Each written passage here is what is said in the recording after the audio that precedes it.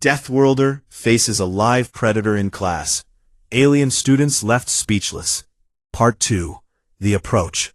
Ethan Brooks stood right next to the glass box. The razor claw pressed hard against the energy field. Its yellow eyes locked on him. Sharp claws scraped the barrier. Each scrape made a loud scratch sound. The animal opened its mouth wide and let out a deep roar that filled the whole room. Most students in the class pulled back. Kale's red feathers puffed up big. He grabbed the edge of his desk tight. Mira's tentacles wrapped around her chair legs like ropes. Her skin turned a dark, scared blue. Zorath's crystal body flashed bright red again, then dimmed fast. A few smaller aliens made quiet fear noises. One hid his face behind big green leaves. Professor Lyra Voss watched Ethan closely. She had seen many students in her years of teaching. None ever stood this close without shaking or stepping away. She spoke in a calm voice. "Ethan, you may describe more if you want. The field is still very strong. It will not break." Ethan gave a small nod. He did not look at her. His eyes stayed on the razor claw. He spoke in a steady tone. "Its shoulders are up high now. That means it is ready to jump. The tail is stiff. No more side-to-side swing. It is about to strike." The razor claw lunged again. Its front legs hit the field so hard the whole box shook a little. Sparks flew out bright and white. The sound was sharp, like metal hitting metal. Several students cried out loud. One alien from a soft-furred species covered her ears and rocked back and forth. Ethan did not move one step back. His hands stayed at his sides. His breathing looked slow and even. He kept watching the animal's face. Kale whispered fast to the student next to him. "He is not scared at all." "How can that be?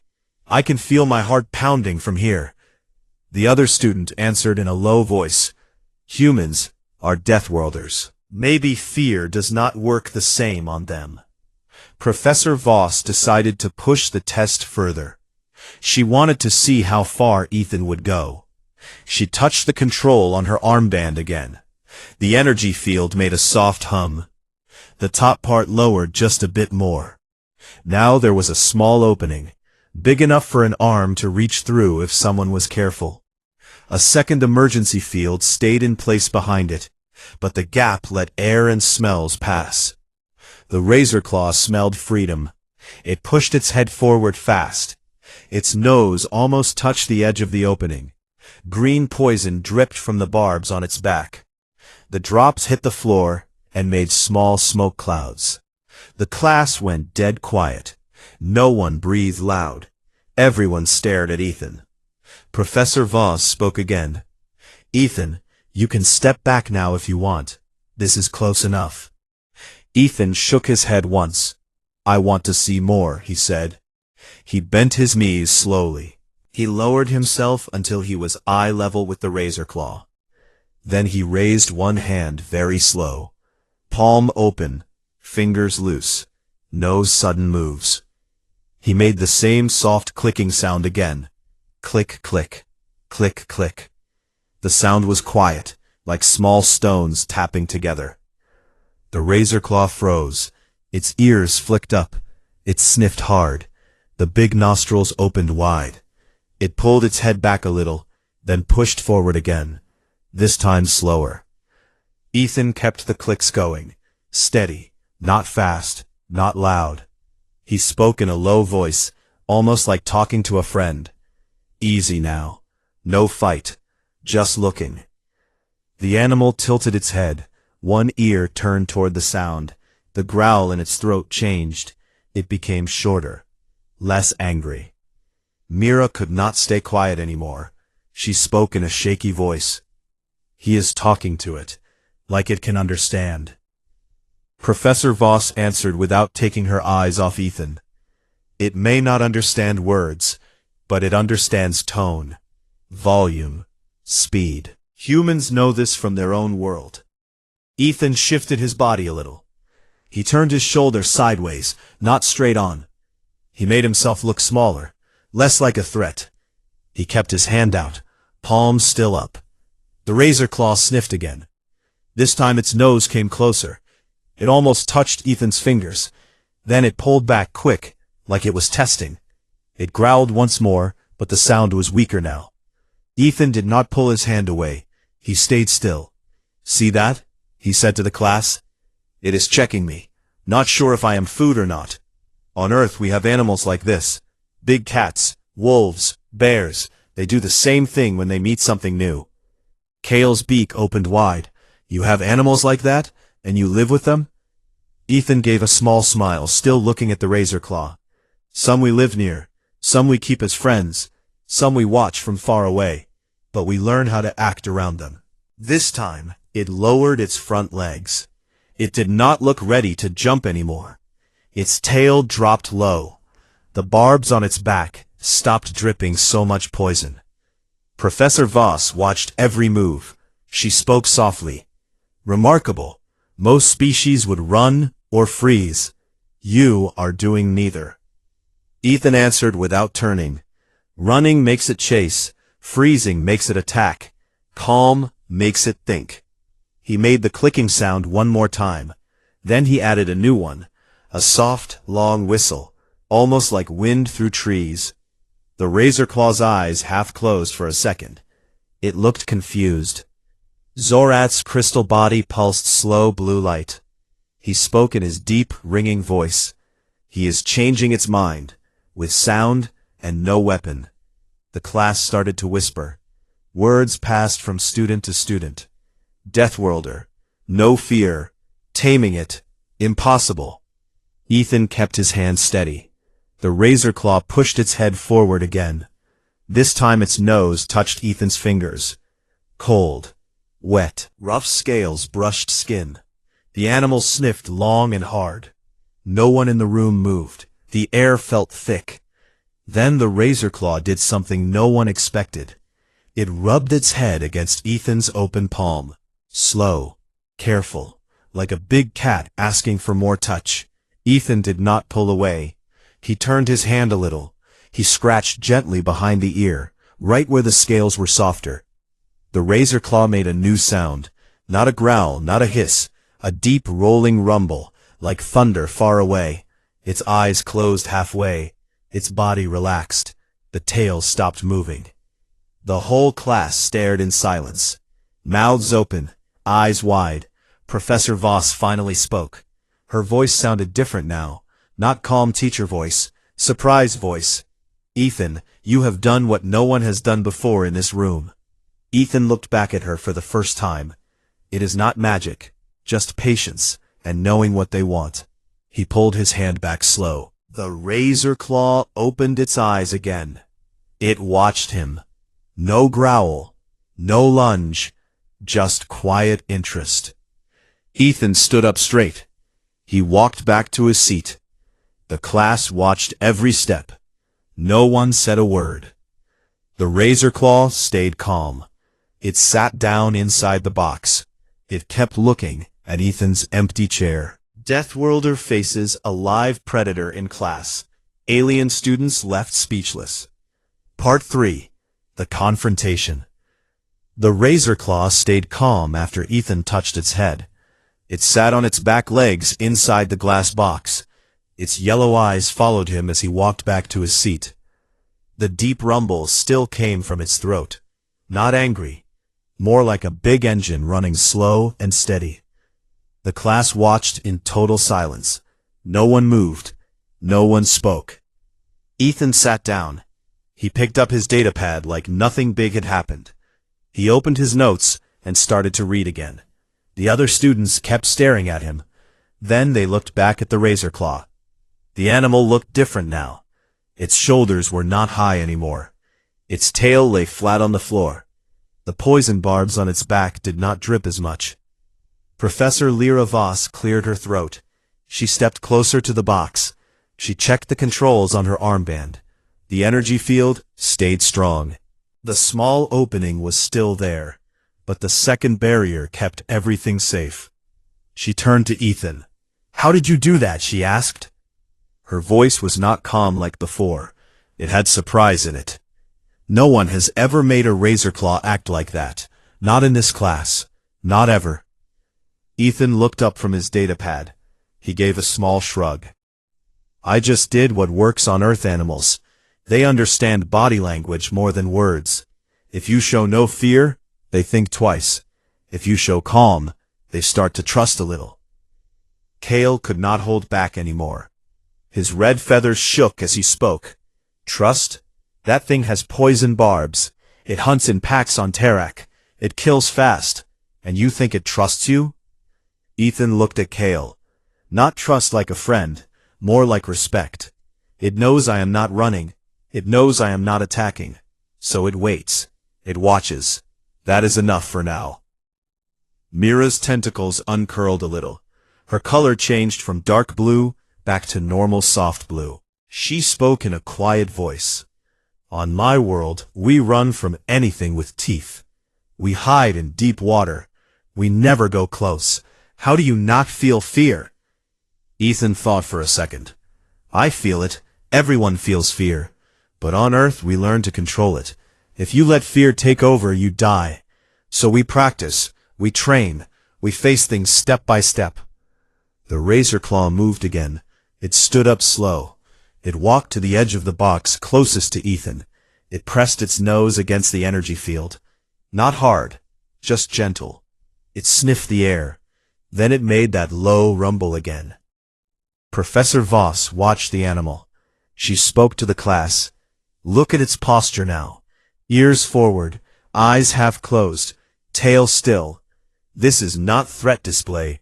This is interest. The razor claw is curious about Ethan. Zorath's crystal body glowed a steady green light. He spoke in his deep voice.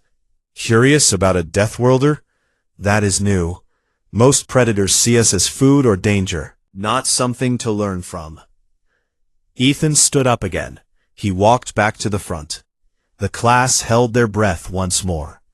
He stopped in front of the box. The razor claw looked straight at him. No growl this time. Ethan raised his hand slow, palm open again.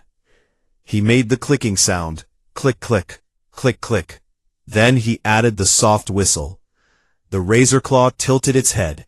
It stepped closer to the small opening. Professor Voss spoke quick. Ethan, the field is still lowered. Be careful. I know, he said. I will not put my hand all the way in, just close enough. He lowered his hand near the gap, not touching, just near. The razor claw pushed its head forward. Its nose touched Ethan's fingers again. This time, it stayed there longer. It rubbed its scaly cheek against his skin. The rumble got louder, like a big, happy cat. Some students gasped. Kale's beak dropped open. Mira's tentacles waved slow, in shock. Zorath's lights flashed fast, blue and green mixed. Ethan kept his voice low. See? It likes the scratch behind the ear. Same as big cats on Earth. They have a spot there that feels good, makes them relax. He moved his fingers a little. Gentle scratch. The razor claw leaned into it. Its eyes closed almost all the way. Its body lowered to the ground. It looked almost sleepy. Professor Voss could not believe it. She stepped next to Ethan. This is impossible. Razor claws do not behave this way. They are wild. They fight everything. Ethan answered without stopping the scratch. Not everything. They fight what scares them or what they want to eat. If you take that away, they can calm down. On Earth, we turned wolves into dogs. Thousands of years ago. We did it by being calm, by giving food, by touching when they let us. The class started to whisper again. Words floated around the room. Dogs? Wolves? They keep predators as pets? Deathworlders are crazy. The razor claw rolled a little on its side. It showed its belly for a second. Then it rolled back. It kept rubbing against Ethan's hand through the small opening. Ethan spoke to the class. This is what I mean. Showing the belly is trust. Not full trust, but enough. It knows I will not hurt it right now. Kale stood up halfway. You are telling me that thing trusts you after 2 minutes? Not trust like we trust friends, Ethan said. More like it doesn't see me as enemy anymore. That is big for a predator. Professor Voss touched her armband. The energy field closed the small opening slow. The razor claw looked up. It made a small sound. Not angry, almost sad. It sat back down and watched Ethan. Ethan pulled his hand away. He stepped back. The animal followed him with its eyes. It did not lunge. It did not growl. You have changed its whole mood. In minutes. With no tools, no weapons, just your hand and your voice. Ethan went back to his seat. It is not magic. It is pattern. Animals have patterns. We learn them. We use them. Mira spoke up. Her voice shook less now. What if it was bigger? An adult razor claw. Would you do the same? Ethan thought. Maybe, if I had to, but I would be more careful. Adults are stronger, less easy to calm. But the rules stay the same. No sudden moves, no fear smell, calm voice. Zorat's voice rang out. Your world must be hard. To learn these things just to live. Ethan nodded once. It is, but it made us good at this. We do not run from everything. We face it. We change it. The razor claw lay down now. Its head rested on its front legs. It kept looking at Ethan. Quiet, calm. Professor Voss looked around the room. Every student stared at Ethan. Some looked scared. Some looked amazed. No one looked bored. She spoke to the class. This lesson was supposed to show fear in prey species. Instead, it shows something else. It shows how Deathworlders think, how they act, how they turn danger into something else. She paused. Class is not over yet, but take a moment. Think about what you just saw. No one moved. They kept watching the razor claw. They kept watching Ethan. The animal closed its eyes halfway. It rumbled soft, like it was content. For the first time, the aliens in the room felt something new. Not just fear of Deathworlders. Something like respect. Deathworlder faces a live predator in class. Alien students left speechless. Part 4. The Revelation. The razor claw lay quiet inside the glass box. Its head rested on its front legs. Its yellow eyes stayed half open and fixed on Ethan Brooks. The deep rumble in its throat sounded soft now, like distant rain on a metal roof. No more growls. No more sharp hisses. The poison barbs on its back stayed dry. The classroom felt strange, heavy with silence. Every student stared between the animal and the human who sat calm at the back. Professor Lyra Voss walked slow around the floating box. She checked the energy field one more time. Everything held strong. She stopped and looked straight at Ethan. Her forearms hung loose at her sides. Her blue skin looked a shade lighter than normal. Ethan, she said, explain. How did you know to scratch behind the ear? How did you know the sound would work? No one teaches that here. Not for a razor claw from Tarak. Ethan closed his datapad. He leaned back in his chair a little. I did not know for sure it would work on this one, but I have seen the pattern before. On Earth we study big cats, lions, tigers, leopards, mountain lions. They all have the same weak spots. Behind the ears, under the chin, along the jaw. When you hit those spots gentle, their brains tell them it feels good. They relax. They stop seeing you as danger. Kale's feathers still stood up. He leaned forward. You study them, like in books, or do you really go near them? Ethan gave a small nod. Both. Some we watch from far with cameras. Some we help when they get hurt. I worked with a rescue group once. We took in a young mountain lion. Its leg was broken from a trap. We kept it calm while the vet fixed it. I used the same clicks, the same slow scratches. It worked then too. Mira's tentacles moved slow now. Her color returned to normal. And it did not bite you? Not once? It tried at first, Ethan said. Snapped, growled, but we did not yell. We did not hit, we stayed calm, gave it space, gave it food from our hands. After days, it let us touch. After weeks, it followed us around the pen like a big dog. The word dog made several students turn their heads fast. Zorath spoke. His crystal body glowed steady green. You said dogs before. What are dogs? Ethan looked at the class. Dogs were wolves long ago. Wolves are hunters, sharp teeth, strong jaws. They hunt in packs. They kill big animals. Humans found wolf pups, raised them, fed them, played with them. Over thousands of years, wolves changed, became dogs. Now dogs live in our homes, sleep on our beds, guard our kids. They still have sharp teeth, but they love us. A low sound came from many throats at once. Shock, not fear this time.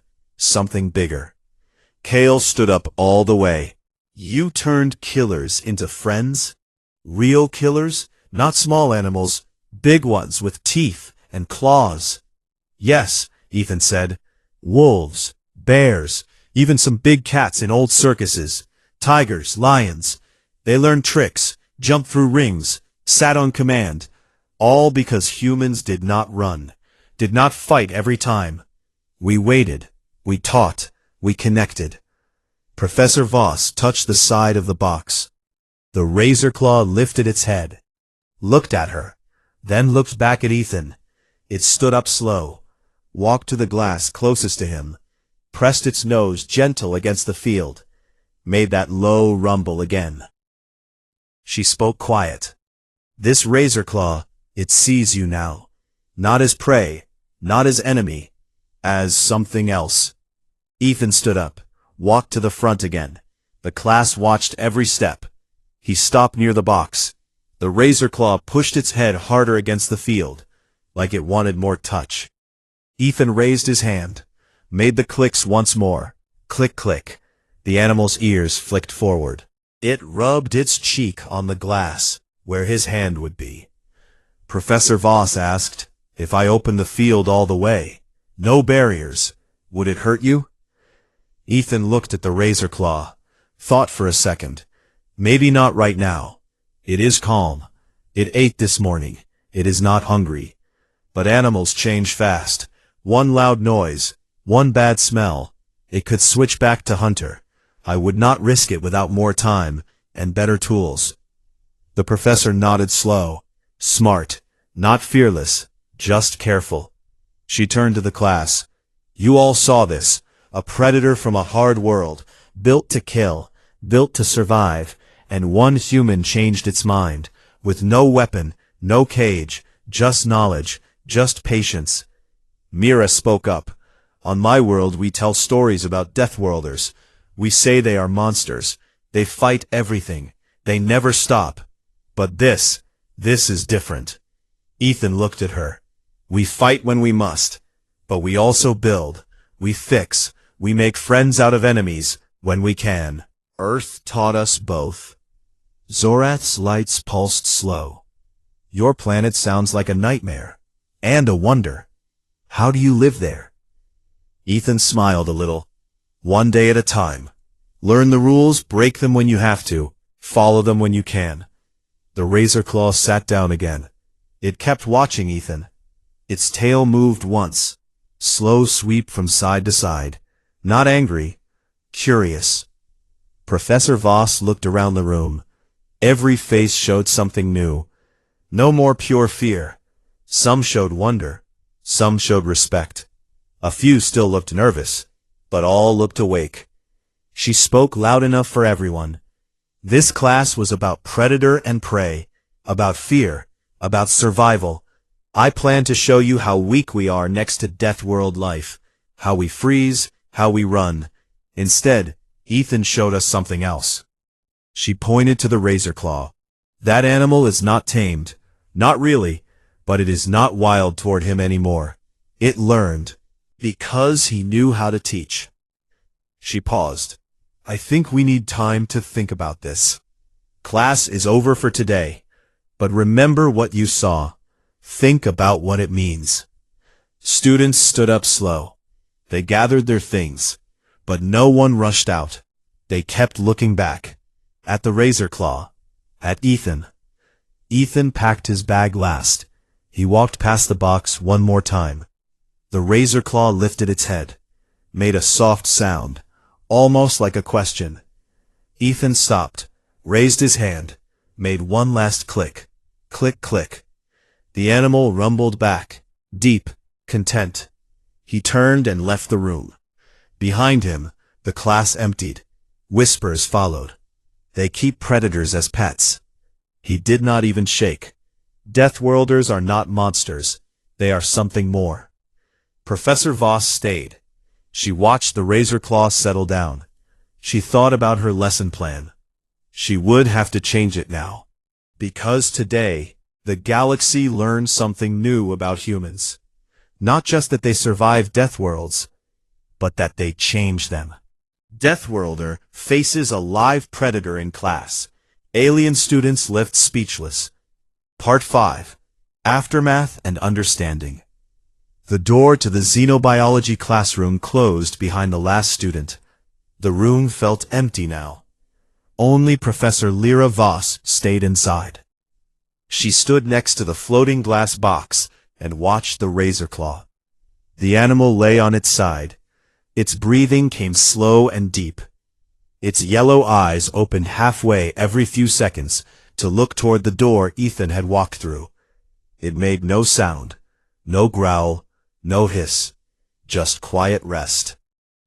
Outside in the wide hallway of the Interstellar Academy, students moved fast. Whispers spread like wind through dry leaves. Groups stopped to talk. Others sent messages on their datapads. The story grew with each telling. He put his hand near its mouth. It rubbed against him like a pet.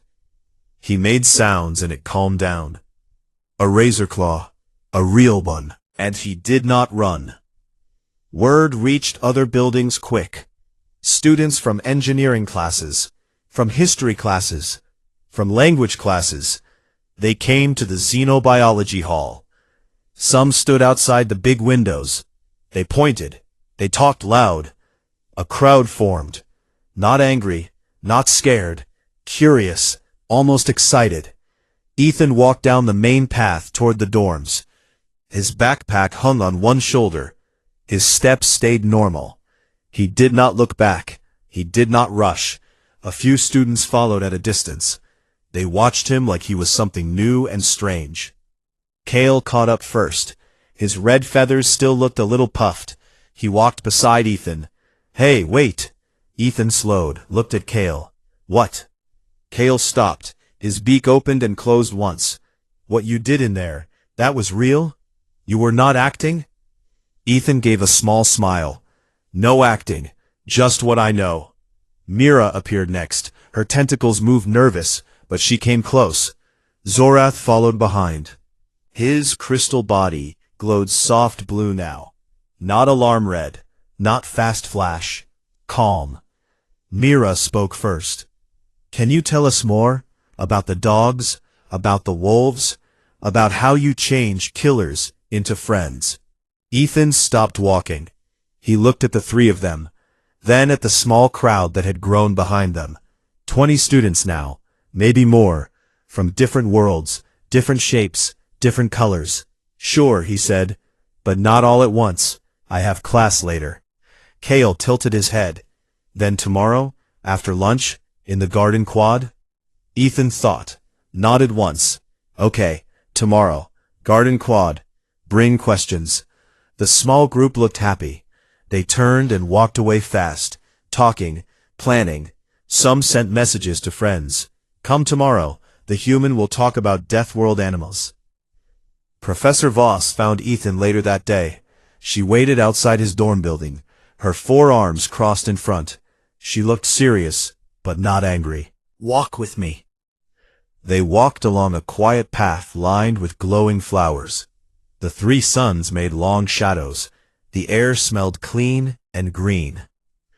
"I planned that lesson for years," she said, "to show how prey species react, how fear saves lives, how we are built to run or hide. I wanted the class to feel small next to Deathworld life." She stopped, looked at him. You changed the lesson. You showed something I did not expect. Ethan listened, did not interrupt. You did not just survive the razor claw, she went on. You changed it, in minutes, with no force, no threat, just understanding. That is not normal, not even for Deathworlders. Most would fight or run. You connected. Ethan looked at the ground for a second, then back at her. On Earth we had to. Too many dangers, too many teeth and claws. If we only fought, we would lose. So we learned other ways. We made alliances, with animals, with each other. Sometimes it works, sometimes it does not. But we keep trying. Professor Voss nodded slow. The razor claw is back in its transport crate now. It did not fight the handlers. It walked in quiet. It looked for you before the door closed. Ethan raised one eyebrow. Really? Yes, it made that rumble sound. The same one it made for you. They stood quiet for a moment. She spoke again. I will change the class notes. I will add what happened today. Not as a failure, as a new truth. Humans do not only endure death worlds, they shape them. They turn enemies into something else. Ethan shrugged. We try, that is all. She put one hand on his shoulder, light touch. Thank you, for showing us, for not being afraid to show. Ethan nodded. Thanks for letting me try. She turned and walked away, her steps slow, thoughtful. That night, the academy buzzed. Messages flew across networks. Pictures from class, taken quick and secret, spread. Ethan's calm face next to the razor claw. His hand near the opening. The animal leaning in. Students who were not in the class asked for more. Tell us everything. Was it real? Do it again. The next day the garden quad filled early. Grass grew soft and blue under the suns. Benches circled a small pond. Ethan arrived on time. He sat on the grass. No chair, no table. Just open space. Students came. More than he expected. 50, 60. They sat in a big half circle. Kale, Mira, Zorath. Others he did not know. Feathers, tentacles, scales, crystals, leaves, shells. Ethan started simple. Ask what you want. Questions came fast. How do you not smell like fear? What if it attacked? Do all humans do this? What other animals do you keep? Have you ever been hurt? Ethan answered one by one. Honest. No big words, no show. He told stories about the mountain lion with the broken leg, about dogs that saved kids from rivers, about wolves that followed hunters for food instead of fighting them, about old circuses where lions sat on platforms and roared on command. The students listened. Some took notes, some just stared. No one interrupted, rude. No one laughed. They wanted to understand. After an hour, Ethan stood up. That is enough for today. More another time. They did not want him to go, but they let him. They clapped soft, different ways for different hands. Feathers rustled, tentacles waved, crystals chimed. Ethan walked back to his dorm. He felt tired, but good. Behind him the razor claw sat in its enclosure on a transport ship. The ship would leave Valor soon, back to its homeworld. But before the doors closed, a handler noticed something. The razor claw looked toward the academy buildings. Toward the path Ethan used every day. It made one low rumble, soft, like goodbye. In the weeks after, things changed slow. Some aliens still kept distance from Ethan. They whispered Deathworlder like a warning. But others came closer, asked more, learned more. A small group formed. They met once a week. Ethan taught them about Earth animals, how to read body language, how to stay calm, how to connect. Professor Voss watched from far. She smiled sometimes. She knew the galaxy had grown a little bigger that day. Not because of new stars or new planets, because of one human who faced a predator, and instead of fear, gave understanding. The title the galaxy gave humans stayed the same, Deathworlders. But now some heard it different, not as insult, not as threat, as fact, and maybe as marvel. Because Deathworlders did not just live through danger. They changed it. They made it sit. They made it rumble soft. They made it remember. And the aliens who saw it never forgot. Deathworlder faces a live predator in class. Alien students left speechless.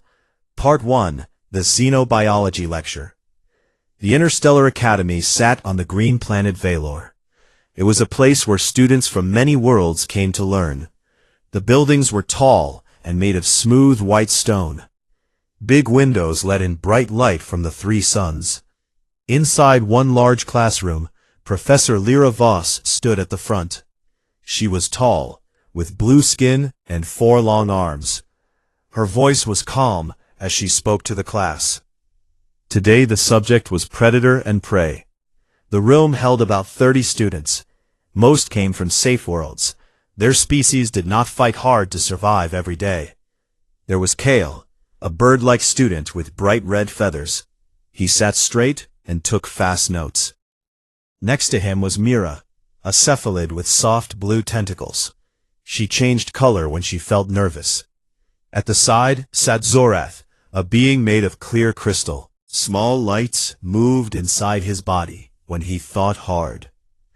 At the back of the room sat Ethan Brooks. He was the only human. He wore a simple gray shirt and black pants. His dark hair was short. He listened quietly and did not move much. The other students sometimes looked at him. They knew humans came from a death world called Earth. Stories said Earth was full of danger.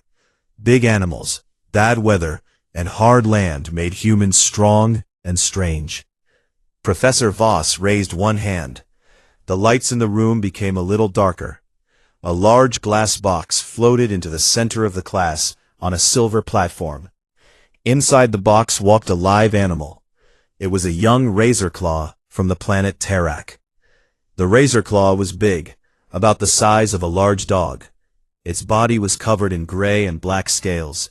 Sharp claws curved from each foot.